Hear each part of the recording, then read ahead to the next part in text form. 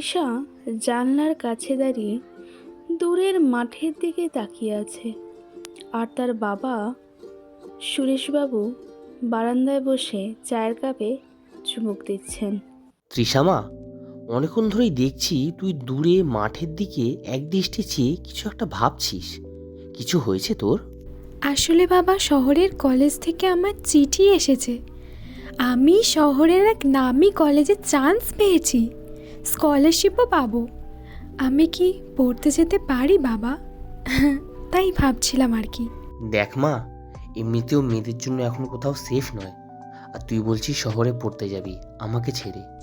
কেন মা, এখানে কলেজে কি পড়াশোনা হয় না?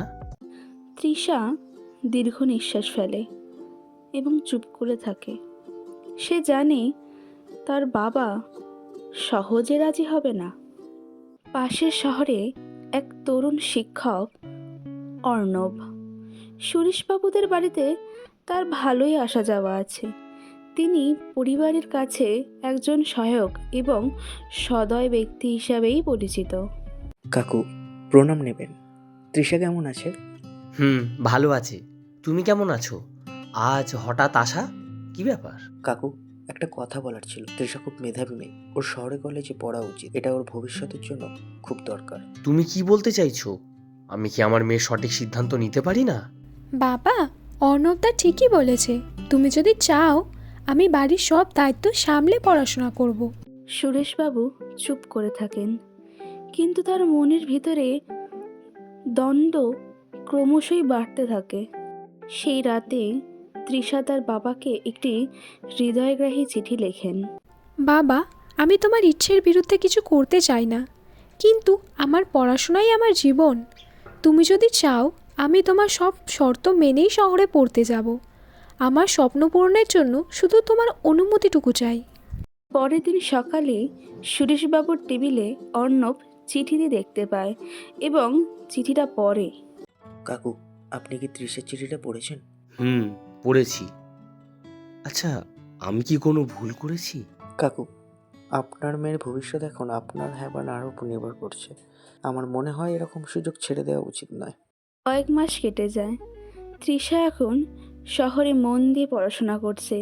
তাছাড়া তৃষা বরাবরই পড়াশোনায় খুব ভালো।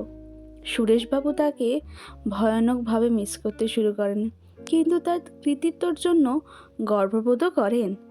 অর্ণব সুরেশবাবুর সাথে দেখা করতে থাকে এবং পদে পদে তৃষার উন্নতির কথা তাকে জানাতে থাকে। অর্ণব, বাবা তুমি তৃষাকে অনেক সাহায্য করেছো, তাই আমি তোমার কাছে অনেক কৃতজ্ঞ গো। কাকু, তৃষার প্রতিভাই তৃষাকে এত বড় জায়গায় প্রতিষ্ঠিত করেছে। আমি তো সামান্য করেছি।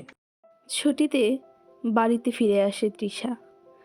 সে লক্ষ্য করে যে তার বাবার স্বাস্থ্যের অনেকটাই অবনতি হয়েছে।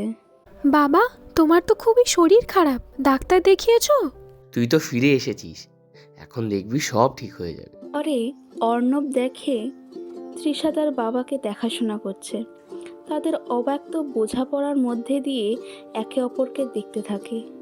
একদিন সন্ধ্যায় সুরেশবাবু তৃষা ও অর্ণব দুজনকে একসঙ্গে ডেকে পাঠান। তৃষা, মা তুই তো জীবনে অনেক দূর এগোতে চাস, কিন্তু তোর পাশে একজন সঙ্গী থাকলে পথটা আরো সহজ হবে। অর্ণব, বাবা তুমি কি তৃষাকে বিয়ে করতে পারবে? আমি তৃষাকে শ্রদ্ধা করি। যদি ও রাজি থাকে তাহলে আমার কোনো আপত্তি নেই। বাবা, তুমি যেটা ঠিক মনে করবে সেটাই হবে। আপনারা এতক্ষণ শুনছিলেন অল্প গল্প প্রেজেন্স চোখের আড়ালে মনির কাছে। গল্পটি পরিচালনা করেছে সুরজিৎ। গল্পের সূত্রধার আমি শ্রেয়া।